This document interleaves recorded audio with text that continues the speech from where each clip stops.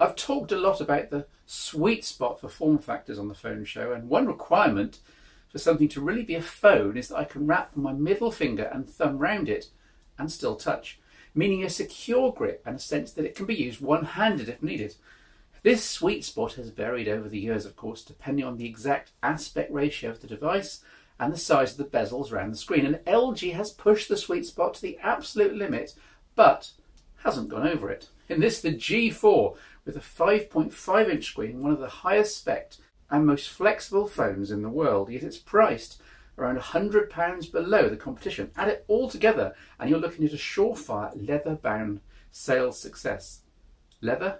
Oh yes, or at least when LG has made enough of these. You see, one of the headline features of the G4 at launch was the availability of real leather back covers, high quality exteriors. That really impressed me, especially in a range of colours. That these aren't all available at launch is perhaps not surprising, but I will say right now that if you're considering a G4, then you should definitely budget the extra £20 or so for a leather back. Not that there's anything wrong with the plastic here, it even has a glossy pattern woven into it, but the leather is special. Whether handling it or sniffing it, real leather implies a mark of quality and longevity that plastic will never attain. This is all a bit subjective, mind you. I didn't like the brown leather, but I did fall in love with the burgundy option.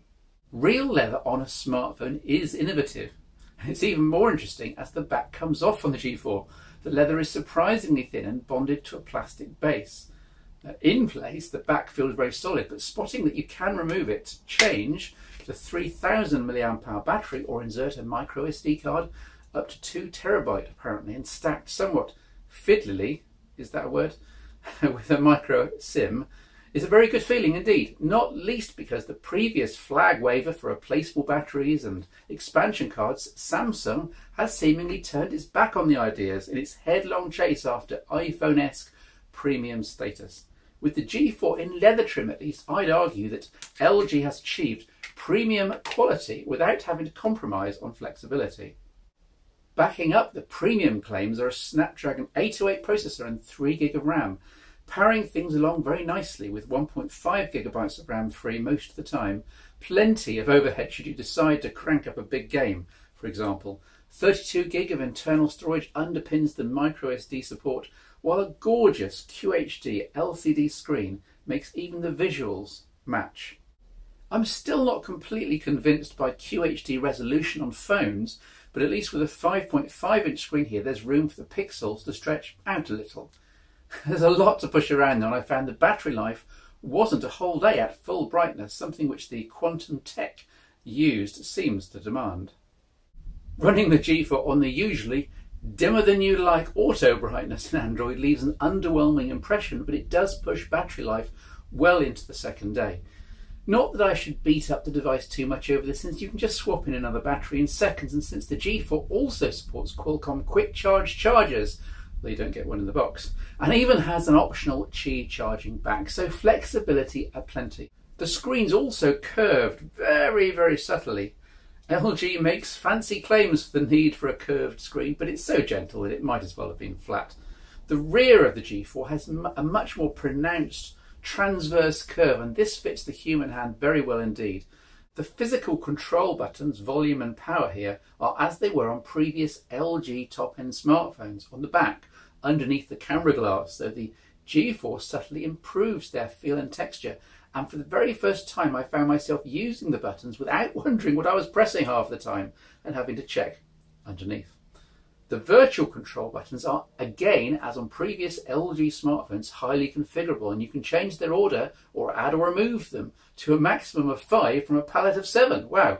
To suit however you'd like Android to work. This should be part of Android, surely. Maybe Google will take the hint and incorporate some of LG's ideas here. Lollipop 5.1 is here. Good to see something so bang up to date with LG's UX 4.0 on top. To be honest, you can bash your way through at first without using any of the LG additions, since it's all familiar Android territory, but it's worth exploring at least some of LG's software, as there will be something of interest. I'd keep Smart Notice, for example, a clock and weather widget with some rather cool plain English forecasts and descriptions, but swipe to the left for smart bulletin which I'd lose, a hodgepodge of LG specific extras. LG Health, yes, step counting and run tracking. A summary of today's appointments, music control, smart settings, mainly location triggers for Wi-Fi, Bluetooth, etc. Q Remote, the infrared blast utility, smart tips, suggestions on doing more with your G4, yada yada. Plus, in this case, a couple of Korean panels, which obviously won't be here, or will be replaced for full UK retail models. Thankfully, you can turn any items off or even disable Smart Bulletin altogether and get on with Android home screens as God intended. Q Memo Plus is on the notification shade and also tied to a long press of the volume up button, in addition to being an app in its own right. In the former two cases, it effectively takes a screenshot and then lets you annotate it before saving or sharing. Q Slide, that's mini app instances, and dual window, as you'd expect, can be launched from the virtual controls if configured, and in part they copy what other Android manufacturers have previously done.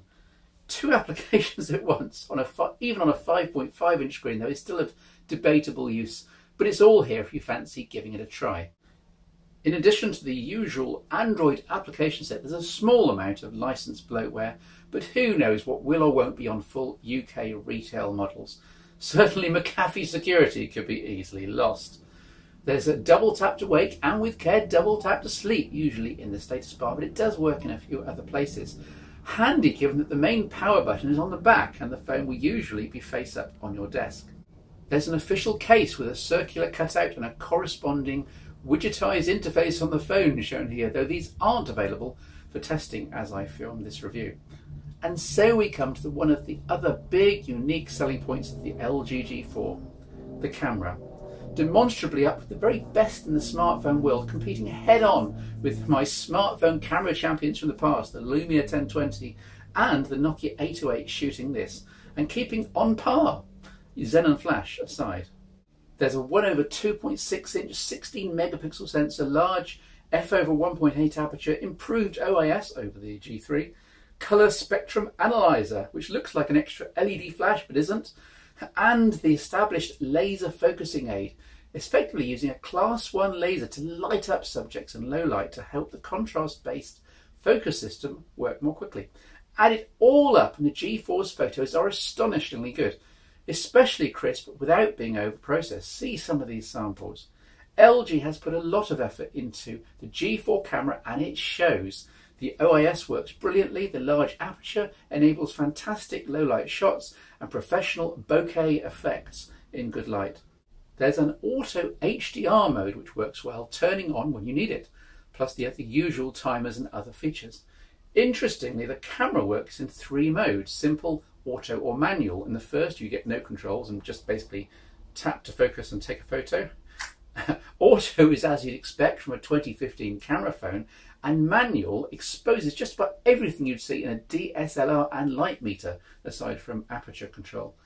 Buttons everywhere and a sky-high learning curve, plus the ability to shoot in RAW mode, but good to have just in case you really are thinking about ditching that DSLR. Video capture is by default at 1080p, but there's the option to shoot at 4K, though I haven't found a way to grab 8 megapixel stills from the resulting footage, Lumia Moments style. The Windows Phone does this very well. This is the 930.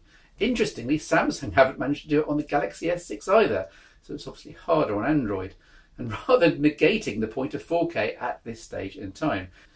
The actual quality of captured video was terrific, smooth, colourful and with good stereo audio. By default there's continuous autofocus, but you can also tap on something to freeze focus and carry on shooting at that level.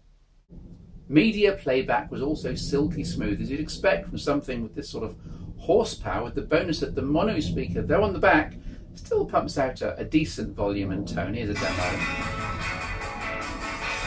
Name of the band for a bonus prize. 1970 something. Yeah.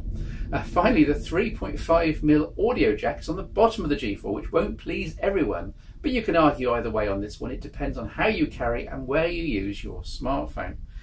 It's hard not to be really impressed by the G4, bringing the best of modern smartphone technology in every regard: screen, camera, internals, OS, all in a premium package that undercuts its rivals from Samsung and Apple by a good £100 or so SIM-free. The plastic backed version here doesn't feel quite so luxurious, so please just pay the £20 or so extra to get a leather variant and shop around to find the supplier or network with the colour you want. This is the LG G4 and I'm impressed.